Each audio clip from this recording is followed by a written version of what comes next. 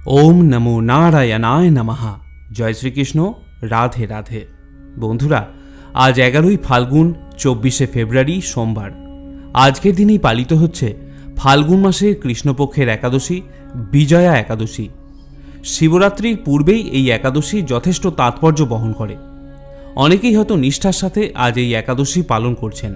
এই একাদশীর ব্রত পালন করলে ভগবান শ্রীহরির কৃপায় ব্রতকারী সর্বকাজে বিজয় লাভ হয়ে থাকে এবং পরবর্তী জীবনে ভগবত ধামে তিনি প্রত্যাবর্তন করতে পারেন। এটাই মানব জীবনের সবথেকে বড় জয়লাভ। তাই প্রত্যেকে অবশ্যই এই বিজয়া একাদশী ভক্তির সাথে পালন করুন। উদয়া তিথি মেনে আজ সোমবার এই একাদশী পালন করা হবে। আপনি হয়তো জানেন যে কোনো একাদশীর ব্রতের ফল তখনই পাওয়া যায় যখন ব্রতকারী সেই একাদশীর মাহাত্ম্যটি একবার হলেও শ্রবণ করেন। আর যদি কোনো কারণবশত আপনি এই একাদশীর ব্রত পালন করতে নাও পারেন, শুধুমাত্র এই ব্রত কথাটি একবার শ্রবণ করে আজ সন্ধ্যায় ভগবান শ্রী হরিবিষ্ণুর উদ্দেশ্যে একটি প্রদীপ অবশ্যই প্রজ্বলন করবেন। মনে করা হয় এটি করলেও ব্রতের পুণ্যফল অনেকাংশেই লাভ করা যায়। তাহলে শুরু করছি ফাল্গুন মাসের কৃষ্ণপক্ষের বিজয়া একাদশীর ব্রতকথা। জয় শ্রীকৃষ্ণ। রাধে রাধে। স্কন্দ পুরাণে এই একাদশীর মাহাত্ম্য এভাবে বর্ণনা করা হয়েছে। মহারাজ যুধিষ্ঠির শ্রীকৃষ্ণকে বললেন, হে বাসুদেব, ফাল্গুন মাসের কৃষ্ণপক্ষের একাদশীর মাহাত্ম্য অনুগ্রহ করে আমার নিকট বর্ণনা করুন। শ্রীকৃষ্ণ বললেন, হে যুধিষ্ঠির, এই একাদশী বিজয়া নামে পরিচিত। এই একাদশী সম্পর্কে একসময় দেবর্ষি নারদ স্বয়ম্ভু ব্রহ্মাকে জিজ্ঞাসা করেছিলেন। তিনি এই প্রসঙ্গে যা বলেছিলেন তা আমি এখন তোমাকে বলছি, তুমি মন দিয়ে শ্রবণ করো। এই পবিত্র পাপ বিনাশকারী ব্রত মানুষকে জয়দান করে বলে এই একাদশী বিজয়া নামে প্রসিদ্ধ। কাহিনী অনুযায়ী 14 বছরের বনবাসকালে রামচন্দ্র লক্ষ্মণ ও সীতার সঙ্গে পঞ্চবটিতে বাস করতেন। লঙ্কার অধিপতি রাবণ ছলচাতুরি করে পঞ্চবটি থেকে সীতাকে হরণ করলেন। সেই দুঃখে রাম অত্যন্ত ব্যাকুল হয়ে পড়লেন। সীতার সন্ধানে বেরিয়ে তার সঙ্গে জটায়ুর দেখা হয় এবং তার কাছ থেকে রাবণ দ্বারা সীতাহরণ সম্পর্কে তিনি জানতে পারেন। রামচন্দ্রকে সীতাহরণের সমস্ত বৃত্তান্ত জানিয়ে জটায়ু সেখানেই মৃত্যুবরণ করেন। এরপর জঙ্গলের মধ্যে কবন্ধু নামক এক রাক্ষসকে রামচন্দ্র বধ করেন। তারপরেই সুগ্রীবের সঙ্গে তার বন্ধুত্ব হয়। এরপরেই রামের জন্য বানর সেনা একত্রিত হয়।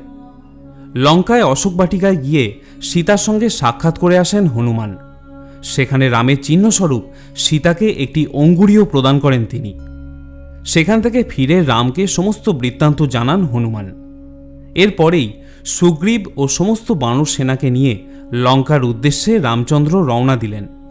সমুদ্রের ধারে পৌঁছানোর পর রাম লক্ষ্মণকে জিজ্ঞাসা করলেন যে কিভাবে এই বিশাল সমুদ্র তারা পার হবেন। লক্ষ্মণ তখন বললেন, আপনি সর্বজ্ঞানী, আপনাকে আর কি উপদেশই আমি দেব। তবে এই দ্বীপের মধ্যে বগদালভ্য নামে এক মুনি বাস করেন। চলুন সেখানে গিয়ে আমরা তাকে এর উপায় জিজ্ঞাসা করি। লক্ষ্মণের কথা শুনে বকদালভ্য মুনির সঙ্গে তারা দেখা করতে যান। মুনি তাকে দেখেই বুঝতে পারেন যে রাম আর কেউই নন, বরং সাক্ষাৎ ভগবান বিষ্ণু। রামচন্দ্রকে তার আশ্রমে আসার কারণ তিনি জিজ্ঞাসা করলেন। তখন রাম তাকে জানান যে লঙ্কা জয়ের উদ্দেশ্য নিয়ে সমস্ত সেনা নিয়ে তারা সমুদ্রের ধারে উপস্থিত হয়েছেন, কিন্তু বিশাল এবং গভীর সমুদ্র কিভাবে পার হবেন তারা তার বুঝতে পারছেন না। কিভাবে এই সমুদ্র পার করা সম্ভব তার উপায় জানার জন্যই বকদালভ্য মুনির কাছে তারা এসেছেন। তখন বকদালভ্য মুনি তাদের জানান, ফাল্গুন মাসের কৃষ্ণপক্ষে বিজয়া নামক একাদশী পালিত হয়। সেই ব্রত পালন করলে জয়লাভ করা যাবে। এই ব্রতের পূর্ণ প্রভাবে বানর সেনাসহ সমুদ্র পার করতে পারবেন ভগবান রামচন্দ্র। তারপর রাম বিজয়া একাদশী ব্রত পালনের নিয়ম সম্পর্কে জানতে চাইলেন। তখন মুনিবর বললেন, ফাল্গুন কৃষ্ণ দশমী তিথিতে সোনা, রূপো, তামা অথবা মাটির একটি কলসি স্থাপন করতে। জল ভর্তি এই কলসিতে একটি আম পাতা রেখে তার উপর নারায়ণের বিগ্রহ স্থাপন করতে বললেন বকদালভ্য মুনি। তারপর একাদশী তিথিতে সকালে স্নান করে পুনরায় সেই কলস স্থাপন করতে হবে।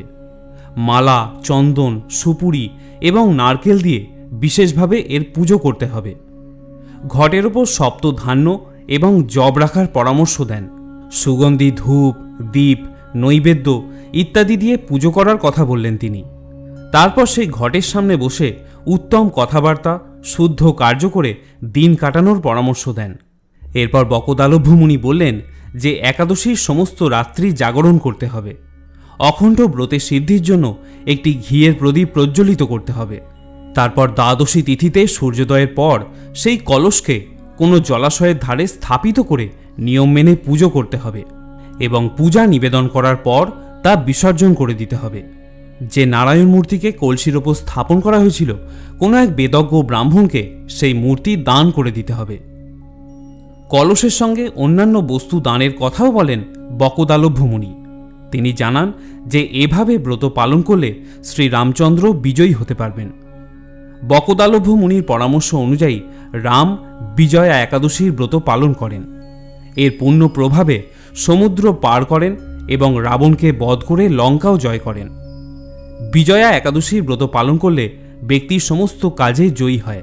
এর পাশাপাশি মোক্ষ লাভের পথ প্রশস্ত হয়ে ব্রতকারী ভগবত ধামে প্রত্যাবর্তন করতে পারেন।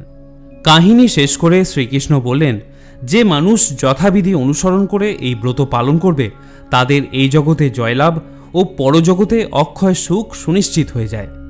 এই ব্রতকথা শ্রবণ কীর্তনে বাজপেয় যজ্ঞের ফল লাভ হয়ে থাকে। শ্রোতা বন্ধুরা, এবারে আপনাদের জানাবো যে এই একাদশীর পালন ক্রিয়া কিভাবে সম্পন্ন করতে হবে। যারা একাদশীর ব্রত পালন করবেন তারা পালন ক্রিয়া সম্পন্ন করবেন 25শে ফেব্রুয়ারি মঙ্গলবার দিন সকাল 7:05 থেকে সকাল 9:28 মধ্যে। একাদশীর দিন ভোরবেলায় ঘুম থেকে উঠে স্নান পর্ব সেরে নিন এবং তারপর পরিষ্কার বস্ত্র পরিধান করে ঠাকুর ঘরে গিয়ে একাদশীর সংকল্প গ্রহণ করুন। সংকল্প মন্ত্রটি হল, একাদশ্যাম নিরাহারো স্থিত্বা অহম অপরেহানি ভোক্সামি পুণ্ডরিকাক্ষ শরণম মে ভবাচ্যুত। অর্থাৎ, হে পুণ্ডরিকাক্ষ, আমি আজ সমস্ত দিন উপবাস রেখে একাদশীর ব্রত রাখার জন্য মনস্থির করেছি। আমি যাতে নিষ্ঠার সাথে এই ব্রত সম্পূর্ণ করতে পারি তার জন্য আপনি আমার ওপরে সদয় হন। শাস্ত্রমতে দশমীতে একবার আহার এবং একাদশীতে নিরাহার থাকার বিধান রয়েছে। যদি তা না পারেন শুধুমাত্র একাদশীতে নিরাহার থাকতে হবে। যদি কোনো কারণে তাতেও আপনি অসমর্থ হন তাহলে পঞ্চ রবিশস্য বাদ দিয়ে ফলমূল, সবজি এবং অনুকল্প প্রসাদ গ্রহণ করতে পারেন। পঞ্চ রবিশস্য অর্থাৎ চাল বা গম জাতীয় কোনো খাবার, ডাল এবং সরিষার তেল একাদশীতে বর্জন করবেন। একাদশীতে শরীর থেকে রক্তক্ষরণ হওয়া অশুভ, তাই সবজি তরিতরকারি কাটার সময় সতর্ক থাকতে হবে। একাদশীর পরের দিন পারণের জন্য যে সময় নির্দিষ্ট থাকে তার মধ্যেই পারণ সম্পন্ন করা অবশ্য কর্তব্য, নতুবা একাদশীর কোনো ফলই পাওয়া যায় না। পারণের সময় পঞ্চ রবিশস্য দিয়ে ভোগ নিবেদন করার পর পারণ মন্ত্র উচ্চারণ করুন এবং সেই ভোগ গ্রহণ করে উপবাস ভঙ্গ করুন। পারণ মন্ত্রটি হল, একাদশ্যাম নিরাহারো ব্রতে নানে না কেশব প্রসিদ সমুখ নাথ জ্ঞান দৃষ্টি প্রদো ভব। অর্থাৎ, হে কেশব, আমি আপনার কৃপা দৃষ্টিতে নিরাহারভাবে একাদশীর ব্রত পালন করেছি। কৃপা করে আমার ওপর আপনার করুণাময় জ্ঞান দৃষ্টি প্রদান করুন। অনেকে প্রশ্ন করেন, একাদশীতে তুলসীকে জল নিবেদন করা যাবে কিনা। তাদের উদ্দেশ্যে বলি যে এই দিন অবশ্যই তুলসী মাতাকে জল প্রদান করুন।